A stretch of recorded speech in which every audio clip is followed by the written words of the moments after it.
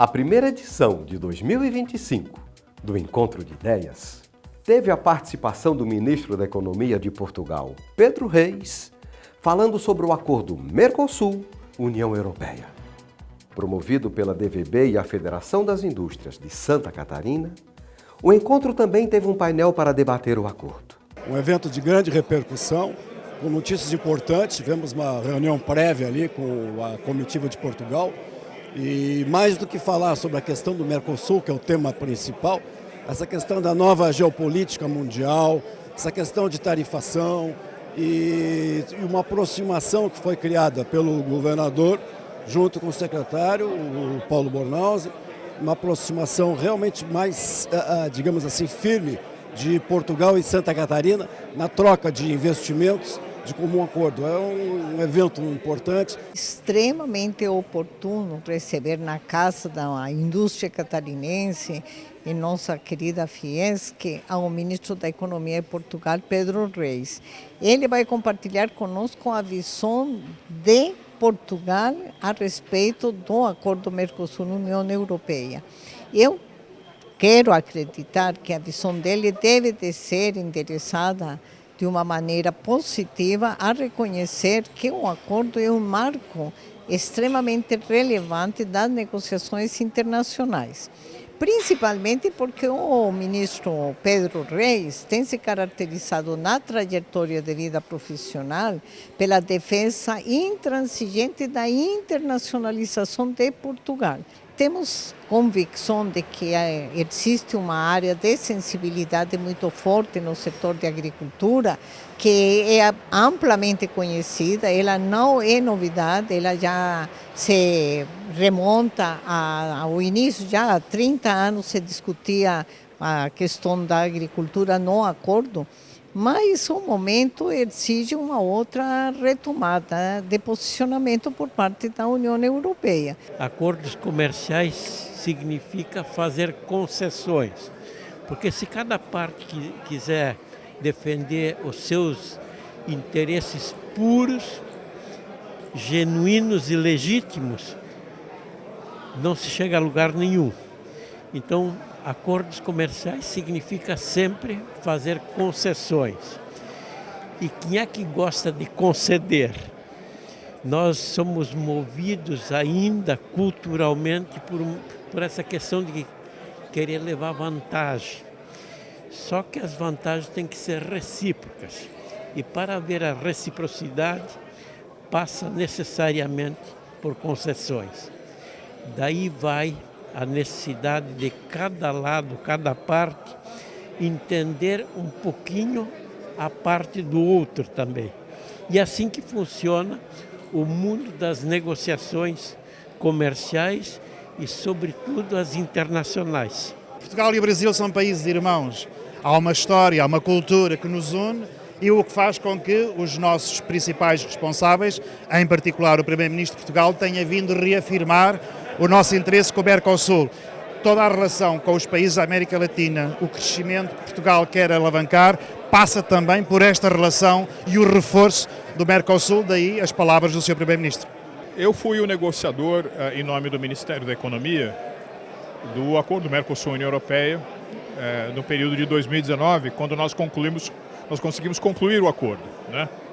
E naquele momento o acordo só não foi enviado para o Parlamento Europeu para que ele pudesse ser aprovado por conta de uma série de dificuldades que incluíram, por exemplo, eleições num dos principais países do Mercosul, que era a Argentina, e depois teve a eleição do Alberto Fernandes, que era contrário ao acordo.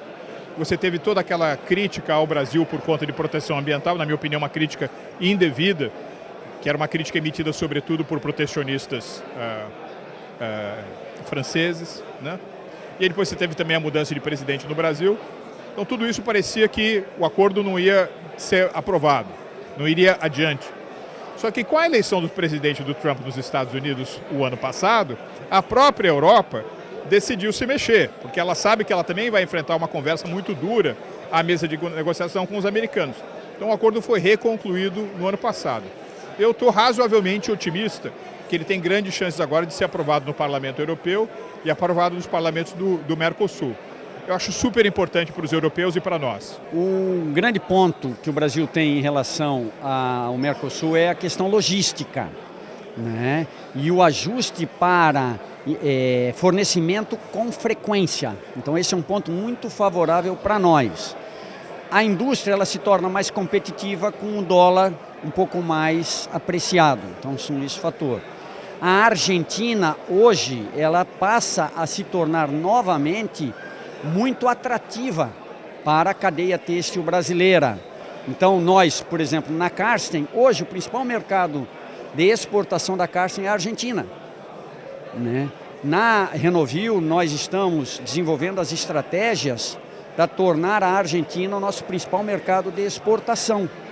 Então isso vem com certeza a fortalecer o nosso trabalho de exportação e fortalecimento da cadeia têxtil de Santa Catarina, que ela é muito importante, né? A gente tem uma perspectiva muito otimista para a atividade econômica brasileira como fruto de um acordo de comércio com a União Europeia. Por quê? Porque a maioria dos produtos que nós passaríamos a importar da Europa, ou que teriam algum ganho para a Europa, são produtos que a gente já importa de outros países.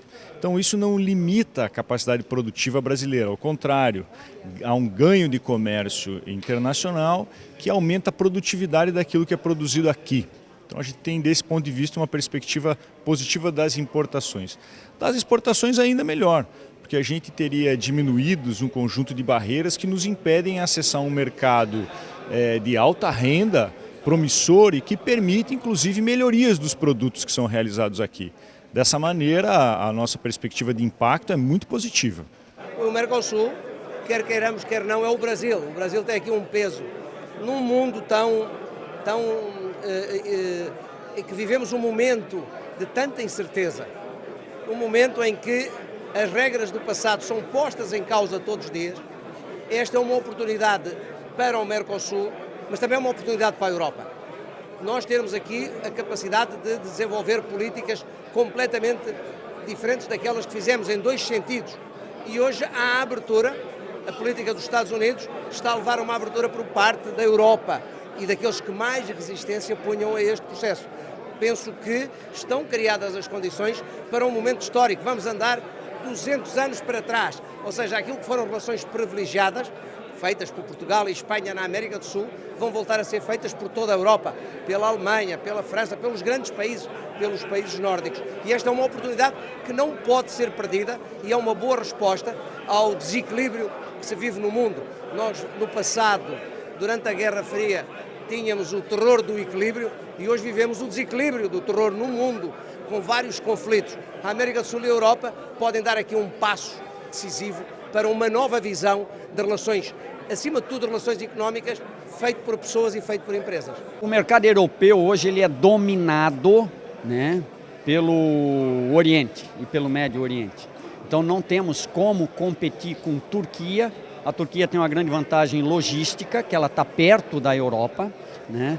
Índia, China, Bangladesh e hoje uma das grandes fronteiras têxteis é o Vietnã, né? Então quando nós fazemos pesquisa de produto na Europa e também nos Estados Unidos, mas mais Europa, nós vemos que estes países hoje são extremamente competitivos, com tecnologia, com produto, com agilidade e, obviamente, custo, né? O Brasil não tem uma estrutura de custo para competir com a Europa nem com os Estados Unidos. A cadeia têxtil não tem competitividade de custo, então ela tem que oferecer diferenciação, né? E uma dessas diferenciações são produtos que lá não se faz e em volumes ajustados ao mercado e velocidade.